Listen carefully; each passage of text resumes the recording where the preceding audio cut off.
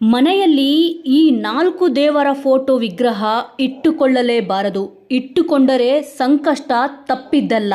ಹೌದು ವೀಕ್ಷಕರೇ, ಮನೆಯ ದೇವರ ಕೋಣೆಯಲ್ಲಾಗಿರಬಹುದು ಅಥವಾ ಮನೆಯಲ್ಲಾಗಿರಬಹುದು, ಯಾವ ದೇವರ ವಿಗ್ರಹ ಅಥವಾ ಫೋಟೋಗಳನ್ನು ಇಟ್ಟುಕೊಳ್ಳಬೇಕು, ಯಾವ ದೇವರ ಫೋಟೋ ಅಥವಾ ವಿಗ್ರಹ ಇಟ್ಟುಕೊಳ್ಳಬಾರದು ಎಂಬುದನ್ನು ಸರಿಯಾಗಿ ತಿಳಿದುಕೊಂಡಿರಬೇಕು. ಮನೆಯಲ್ಲಿ ನಾವು ಈ 4 ದೇವರು ಮತ್ತು ದೇವತೆಗಳ ವಿಗ್ರಹಗಳನ್ನು ಇಟ್ಟುಕೊಳ್ಳಬಾರದು. ಯಾಕೆ ಗೊತ್ತಾ? ಹಿಂದೂ ಧರ್ಮದಲ್ಲಿ ಮನೆಯಲ್ಲಿ ವಿವಿಧ ದೇವರುಗಳು ಮತ್ತು ದೇವತೆಗಳ ವಿಗ್ರಹಗಳನ್ನು ಅಥವಾ ಫೋಟೋಗಳನ್ನು ಇಟ್ಟು ಪೂಜಿಸುವ ಸಂಪ್ರದಾಯವಿದೆ. ಈ ಕಾರಣಕ್ಕಾಗಿ ಹಿಂದೂ ಧರ್ಮದ ಪ್ರತಿಯೊಂದು ಮನೆಯಲ್ಲಿ ಹೇಗೆ ಅಂಗಳದಲ್ಲಿ ತುಳಸಿಯನ್ನು ಸ್ವಚ್ಛವಾಗಿ ಇಟ್ಟುಕೊಳ್ಳಲಾಗುತ್ತದೆಯೋ ಹಾಗೆ ದೇವರ ಕೋಣೆಯನ್ನು ಸಹ ಇಟ್ಟುಕೊಂಡಿರುತ್ತಾರೆ. ಈ ದೇವರ ಕೋಣೆಯಲ್ಲಿ ಅವರು ತಮಗೆ ಇಷ್ಟವಾದ ದೇವರು ಮತ್ತು ದೇವತೆಗಳ ವಿಗ್ರಹ ಅಥವಾ ಫೋಟೋಗಳನ್ನಿಟ್ಟು ಪೂಜೆಯನ್ನು ಮಾಡುತ್ತಿರುತ್ತಾರೆ. ಮನೆಯಲ್ಲಿ ದೇವರು ಮತ್ತು ದೇವತೆಗಳ ಫೋಟೋ ಅಥವಾ ವಿಗ್ರಹವನ್ನಿಟ್ಟು ಪೂಜೆ ಮಾಡುವುದರಿಂದ ಧನಾತ್ಮಕ ಶಕ್ತಿಯು ಮನೆಯನ್ನು ಪ್ರವೇಶಿಸುತ್ತದೆ, ಜೀವನದಲ್ಲಿ ಶುಭ ಫಲಗಳು ಪ್ರಾಪ್ತಿಯಾಗುತ್ತದೆ ಎನ್ನುವ ನಂಬಿಕೆ ಇದೆ.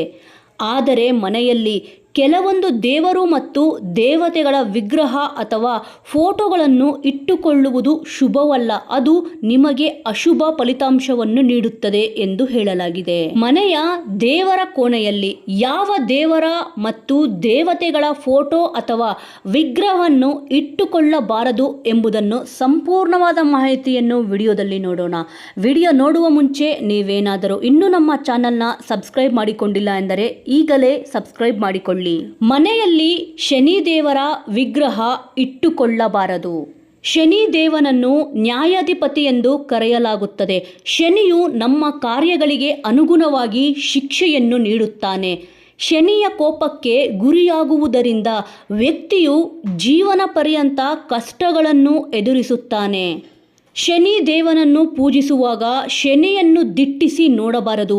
ಈ ರೀತಿ ನೋಡಿದರೆ ಶನಿಯ ಕೆಟ್ಟ ದೃಷ್ಟಿ ನಿಮ್ಮ ಮೇಲೆ ಬೀಳಬಹುದು. ಇದು ನಿಮಗೆ ಶನಿ ದೋಷವನ್ನು ತರಬಹುದು ಎಂದು ಹೇಳಲಾಗುತ್ತದೆ. ಶನಿಯ ಕೆಟ್ಟ ದೃಷ್ಟಿ ಅಥವಾ ವಕ್ರ ದೃಷ್ಟಿ ಯಾರ ಮೇಲೆ ಬೀಳುತ್ತದೆಯೋ ಅವನು ಕೆಟ್ಟ ದಿನಗಳು ಪ್ರಾರಂಭವಾಗುವುದು ಎಂದರ್ಥ. ಈ ಕಾರಣಕ್ಕಾಗಿ ನೀವು ಶನಿದೇವನನ್ನು ಪೂಜಿಸಲು ಬಯಸಿದರೆ ನೇರವಾಗಿ ಶನಿದೇವರ ದೇವಸ್ಥಾನಕ್ಕೆ ಭೇಟಿ ನೀಡಿ ಪೂಜೆಯನ್ನು ಮಾಡಬೇಕು. ಮನೆಯಲ್ಲಿ ಶನಿದೇವನ ವಿಗ್ರಹ ಅಥವಾ ಫೋಟೋವನ್ನಿಟ್ಟುಕೊಂಡು ಪೂಜೆಯನ್ನು ಮಾಡುವುದು ಒಳ್ಳೆಯದಲ್ಲ. ಮನೆಯಲ್ಲಿ ಕಾಳಿ ದೇವಿಯ ವಿಗ್ರಹ ಅಥವಾ ಫೋಟೋಗಳನ್ನು ಇಟ್ಟುಕೊಳ್ಳಬಾರದು. ಕಾಳಿ ದೇವಿಯನ್ನು ದುರ್ಗಾದೇವಿಯ ಉಗ್ರ ರೂಪವೆಂದು ಪರಿಗಣಿಸಲಾಗುತ್ತದೆ. ದುರ್ಗಾದೇವಿಯು ರಾಕ್ಷಸನ ಸಂಹಾರಕ್ಕಾಗಿ ಕಾಳಿಯಾಗಿ ಉಗ್ರ ರೂಪದಲ್ಲಿ ಕಾಣಿಸಿಕೊಂಡವಳು. ಇದು ದುರ್ಗಾದೇವಿಯ ಕೋಪದ ರೂಪವಾಗಿದೆ. ನೀವು ಮನೆಯಲ್ಲಿ ದುರ್ಗಾದೇವಿಯ ಫೋಟೋ ಅಥವಾ ವಿಗ್ರಹವನ್ನು ಇಟ್ಟುಕೊಳ್ಳಬಹುದು, ಆದರೆ ಕಾಳಿ ದೇವಿಯ ಫೋಟೋ ಅಥವಾ ವಿಗ್ರಹವನ್ನು ಇಟ್ಟುಕೊಳ್ಳಬಾರದು. ಕಾಳಿ ದೇವಿಯನ್ನು ನೀವು ಪೂಜಿಸಲು ಬಯಸಿದರೆ ಆಕೆಯನ್ನು ಮನೆಯಿಂದ ಹೊರಗೆ ಇಟ್ಟುಕೊಂಡು ಪೂಜಿಸಬೇಕು. ಕಾಳಿ ದೇವಿಯ ಫೋಟೋ ಅಥವಾ ವಿಗ್ರಹವನ್ನು ಮನೆಯಲ್ಲಿ ಇಟ್ಟುಕೊಳ್ಳುವುದು ಶುಭವಲ್ಲ. ಮನೆಯಲ್ಲಿ ನಟರಾಜನ ವಿಗ್ರಹ ಅಥವಾ ಫೋಟೋವನ್ನು ಇಟ್ಟುಕೊಳ್ಳಬಾರದು. ನಟರಾಜ ಶಿವನ ಒಂದು ರೂಪವಾಗಿದ್ದಾನೆ. ಈ ರೂಪದಲ್ಲಿ ಕೇಸರಿ ಬಣ್ಣದ ಶಿವನು ನೃತ್ಯ ಭಂಗಿಯಲ್ಲಿ ಕಾಣಿಸಿಕೊಂಡಿದ್ದಾನೆ. ಆದರೆ ಇದು ಸಂಪೂರ್ಣವಾಗಿ ನಿಜವಲ್ಲ.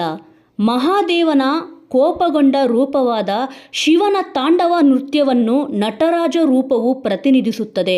ನಟರಾಜನ ಫೋಟೋ ಅಥವಾ ವಿಗ್ರಹವನ್ನು ಮನೆಯಲ್ಲಿ ಇಡುವುದು ಶುಭವೆಂದು ಪರಿಗಣಿಸಲಾಗುವುದಿಲ್ಲ.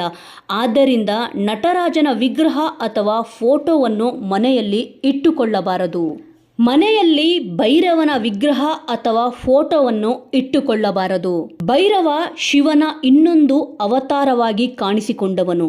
ಭೈರವನನ್ನು ತಾಮಸಿ ರೂಪದಲ್ಲಿ ಪೂಜಿಸಲಾಗುತ್ತದೆ. ಅಂದರೆ ಭೈರವನನ್ನು ಹೆಚ್ಚಾಗಿ ಮಾಟ ಮಂತ್ರಗಳನ್ನು ಮಾಡುವವರು, ನಂಬುವವರು ಪೂಜಿಸುತ್ತಾರೆ. ಭೈರವನಿಗೆ ಮಾಂಸ, ಮದ್ಯ ಇತ್ಯಾದಿಗಳನ್ನು ಅರ್ಪಿಸಿ ಪೂಜೆಯನ್ನು ಮಾಡಲಾಗುತ್ತದೆ.